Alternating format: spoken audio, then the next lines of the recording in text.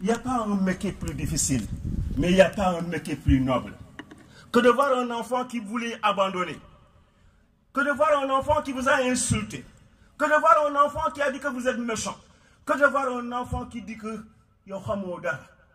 cet enfant-là, un jour, revienne vous voir pour vous dire j'ai mon Master 2, pour vous dire je suis en licence 3, pour vous dire je suis. Vous êtes comblé de joie. Et cette joie-là est incommensurable. Parce que la seule joie que nous avons dans ce pays, que nous voulons nous montrer, c'est la joie qui passe par le matériel. Parce qu'on a donné trop d'importance au matériel et sont revenus en masse le mensonge, l'hypocrisie, l'ignorance, l'impolitesse, l'indiscipline, l'incivisme et les accidents nombreux.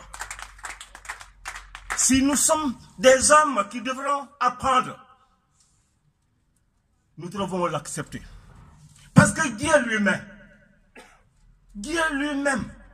a dit Ikra. Dieu lui-même a dit apprenez. Mais aujourd'hui, tout le monde est professeur. Tout le monde est enseignant. Tout le monde prend la parole. Il ne s'agit pas de ça. La parole est libre, c'est vrai, c'est la démocratie qui libère la parole. Mais chacun doit savoir la place qu'il doit occuper. Moi, je ne serai jamais dans une mosquée pour faire une prêche.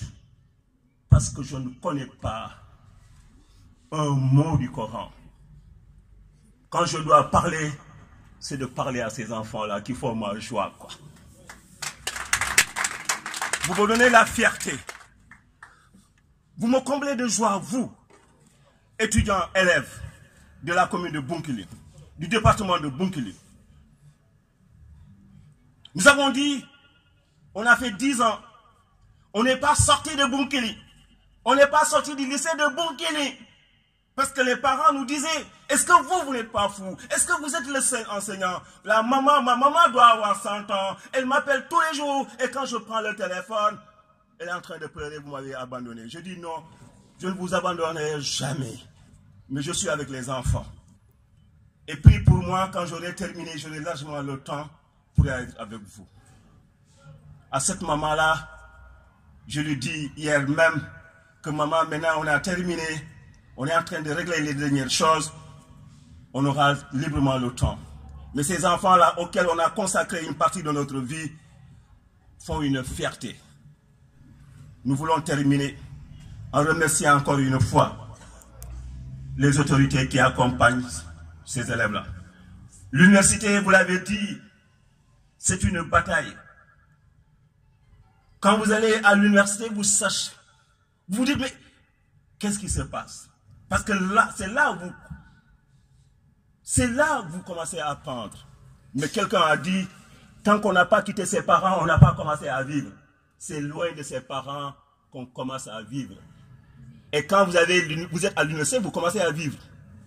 Et ici, vous êtes à 1 dans une chambre, à 2 dans une chambre, à 3 dans une chambre. Et vous faites fou, là. Mais là-bas, parfois, quand vous êtes chez nos parents qui n'ont pas très de moyens, qui sont dans des quartiers dortoirs, et mon gars, il te faut 100, il te faut 1000 francs par mois, par jour. Il te faut 2000 francs par jour. Et le père ne gagne pas un franc.